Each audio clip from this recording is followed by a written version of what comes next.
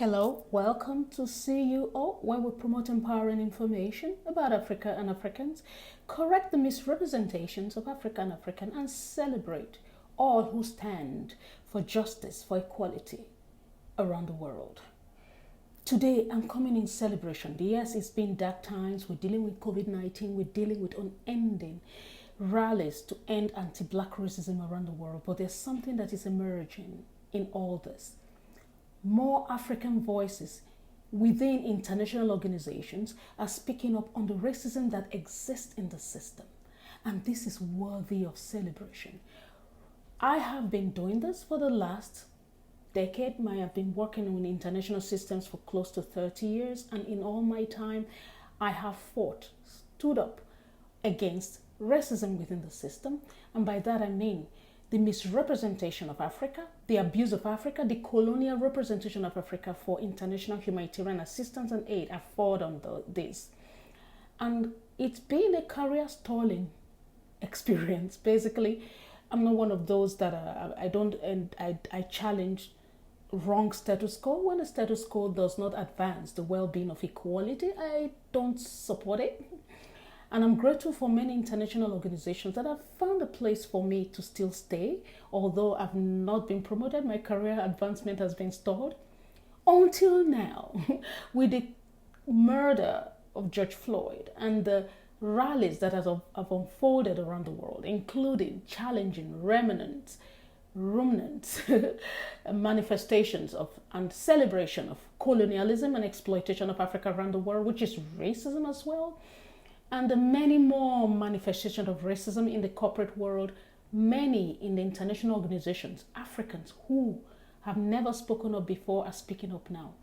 Let me explain. For many years, for decades as I speak, many African senior officials in the international system, in international organizations have said, racism is a mainstay in international organizations, and to be strategic, you need to just not call it out. So you focus on career advancement. And many of these have been promoted to head international organizations.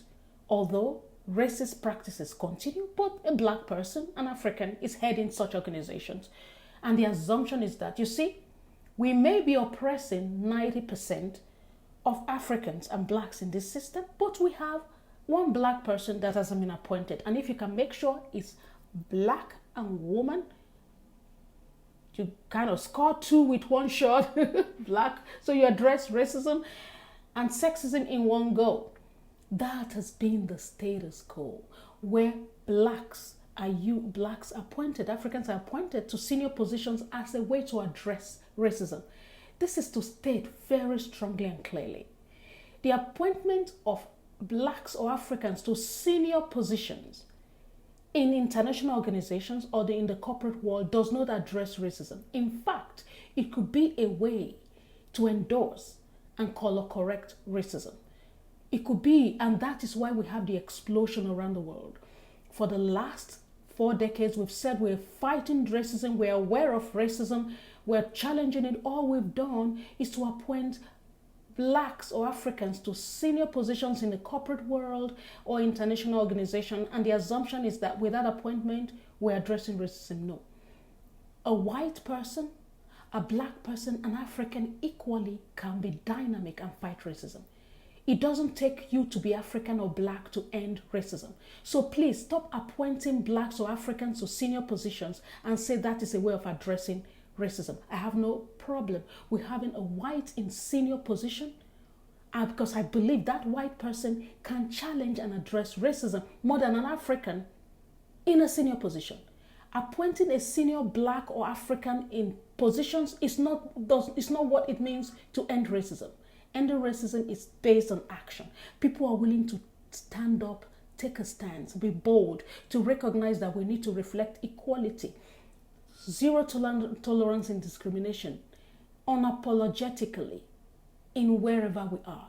It takes a white person, a Black person, an Indian, an Asian, South Korean, Ghanaian, British person to fight racism. Equally, it takes a spirit, it takes commitment and passion to end racism.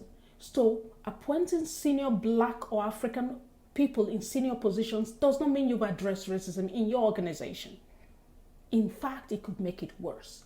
White, Black, Indian, African American, Aboriginal, any can end racism using their position to end racism. It just has to do with the spirit, the commitment, the passion, who they are. Thank you.